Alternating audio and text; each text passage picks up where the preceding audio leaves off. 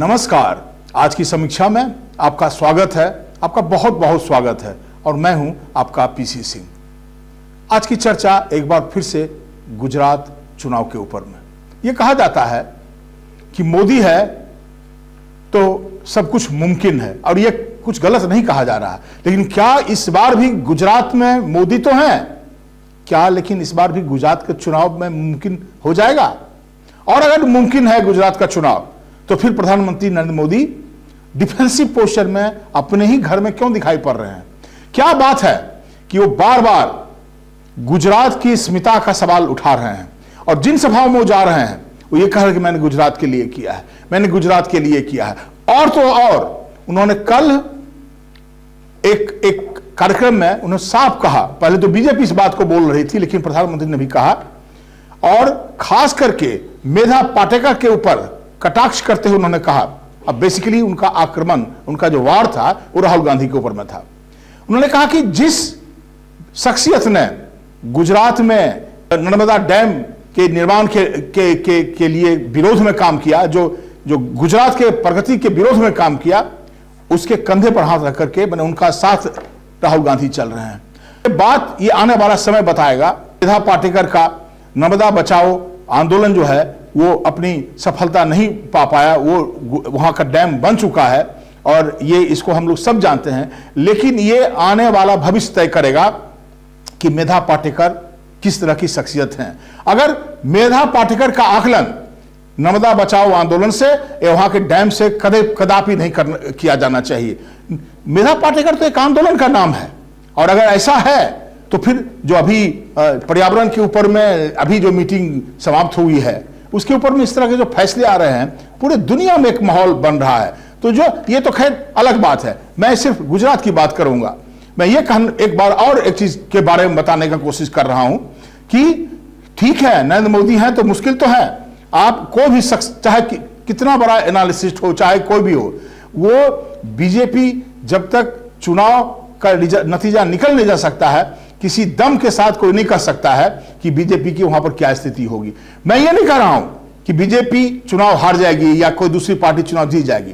मेरा सिर्फ इस बात को कहने का कोशिश कर रहा हूं कि इस बार पहली दफा नरेंद्र मोदी अपने ही घर में डिफेंसिव पोस्चर लिए हुए दिखाई पड़ रहे हैं।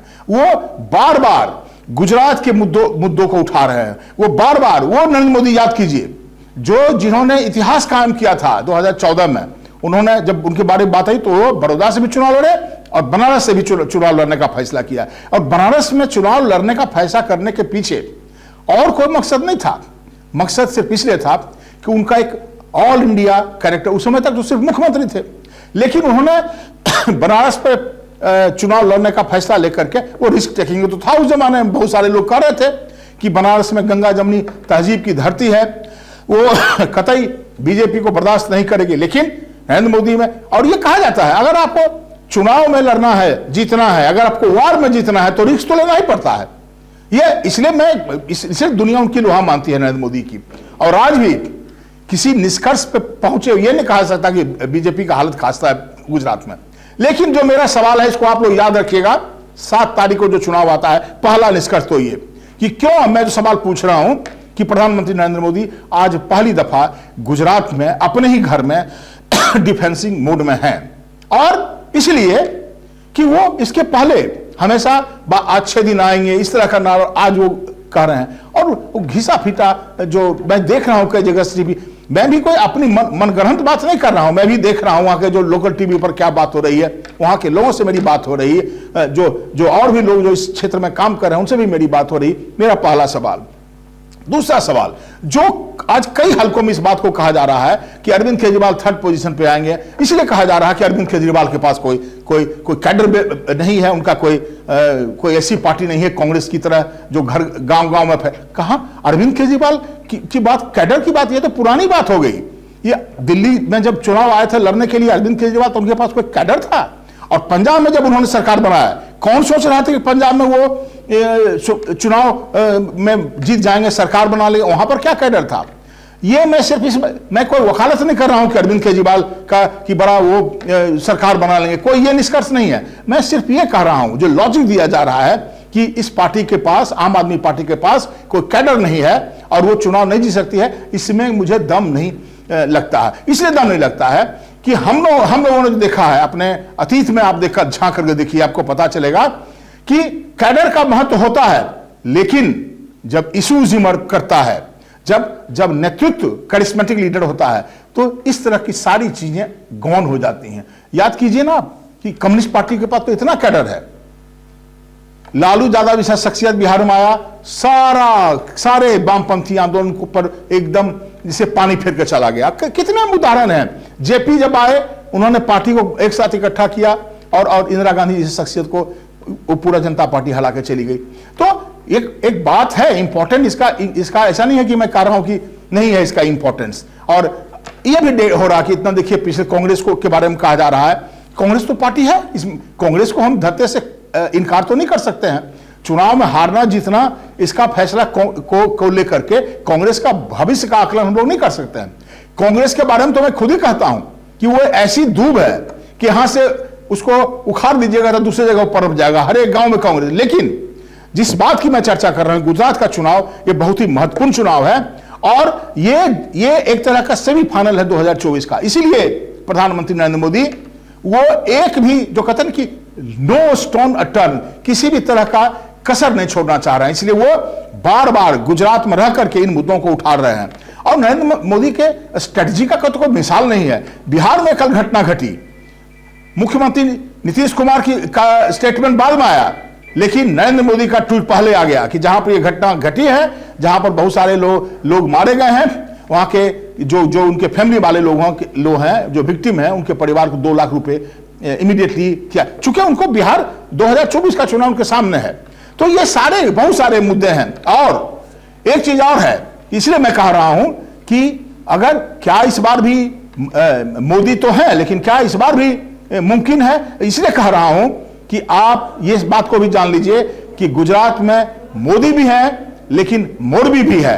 मोरबी की घटना ने कई चीजों को उजागर करके रख दिया है। आज मैं जिन लोगों से मेरी बात होती है गुजरात में, लोग कह रहे हैं कि 27 साल का शासन और मतलब अप्रत्याशित भ्रष्टाचार, और अगर भ्रष्टाचार नहीं है तो ये जो मोरबी की घटना है उसने साफ पर्दाफाश करके रख दिया है कि जिस ब्रिज को रिनोवेशन का काम दिया गया था, उसको एक घड़ी बनाने वाली कंपनी को दिया गया था। और उस पर अरविंद केजरीवाल कई तरह का सवाल उठा रहे हैं। गुजरात में डेवलपमेंट के इशू पर भी सवाल उठाए जा रहे हैं। मैं देख रहा था एक कार्यक्रम में, और जब मैंने देखा कि ये तो अजीब बात है कि जब ये कहा गया कि आप देख लीजिए गुजरात में डेवलपमेंट तो बहुत है, कि हमेशा माना जा रहा है गुजरात कोई नई बात नहीं कि डेवलप्ड स्टेट है।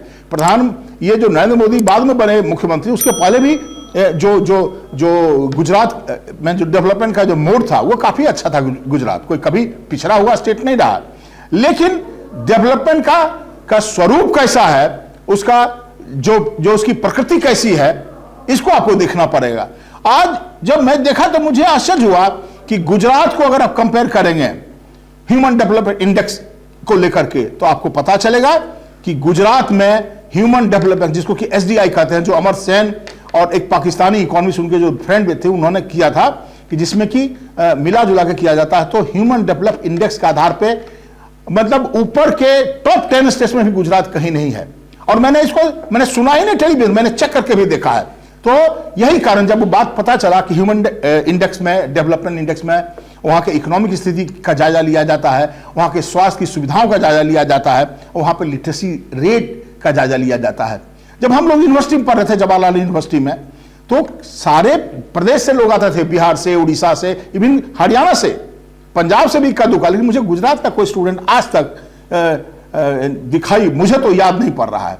तो उसका मतलब है कि गुजरात में शिक्षा पे उतना जोर नहीं है। और स्वास्थ्य की जब बात हो रही थी तो मुझे याद पड़ गया, अच्छा मेरे दिमाग में ये कौन था कि जब प्रधानमंत्री गए थे तो हॉस्पिटल को रातों रात बनाया गया था। ये तो बात हुई गुजरात के डेवलपमेंट की, अरविंद केजरीवाल की, और प्रधानमंत्री नरेंद्र मोदी के डिफेंसिव पोजीशन का।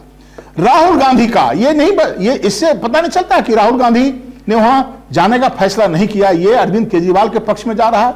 आप देखिए, आप याद कीजिए, जब आपको रण में जाते हैं तो आपको दुश्मन का मुकाबला करना पड़ता है। आप भाग के मतलब क्या करना चाहते हैं, मुझे समझ में बात नहीं आ रही है। जब बनारस का, जिसका मैं जिक्र किया था, कि नरेंद्र मोदी बनारस में आकर चुनाव लेने का फैसला किए। और ये जो चुनाव है गुजरात का, तो ये इतना महत्वपूर्ण है। ये कांग्रेस का स्ट्रेटजी का मुझे समझ में बात नहीं आ रही है कि इस बात को मैंने पहले भी कहा और फिर से एक बार दोहरा रहा हूं कि राहुल गांधी, और उतना ही नहीं, राजकोट में जो उन्होंने भाषण दिया तो उन्होंने चुनाव के बारे में किसी तरह की प्रतिक्रिया व्यक्त नहीं करी। वो जनरल बात कह करके निकल गए। और अब पता नहीं ये पार्ट स्ट्रेटजी है या क्या है। तो जो कुछ एक मुझे जो ट्रेंड समझ के आ रहा है, ट्रेंड में जो मैंने आपको कहा कि अगर प्रधान मोदी है तो मुमकिन है, तो फिर क्या बात है कि क्यों प्रधानमंत्री डिफेंसिव मोड में है।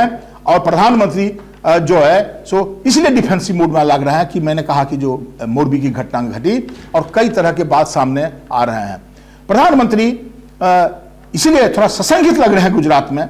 इसका यह मतलब नहीं कि वो चुनाव में का रिजल्ट उनके अनुरूप नहीं होगा, ये बात मैं बिल्कुल नहीं कर रहा हूं। इस बात को फिर से पिन पॉइंट करके कर देने की कोशिश कर रहा हूं। मैं सिर्फ इतना कर रहा हूं कि जितना जो कहा जा रहा है कि बीजेपी की स्थिति बहुत अच्छी हुई, उतनी मुझे नहीं लग रहा है। और मेरा अपना यह मानना है कि अरविंद केजरीवाल को भी जिस तरह से धत्ते से नकारा जा रहा है, वो भी कोई मुझे बहुत ही अपीलिंग निष्कर्ष नहीं लग रहा है।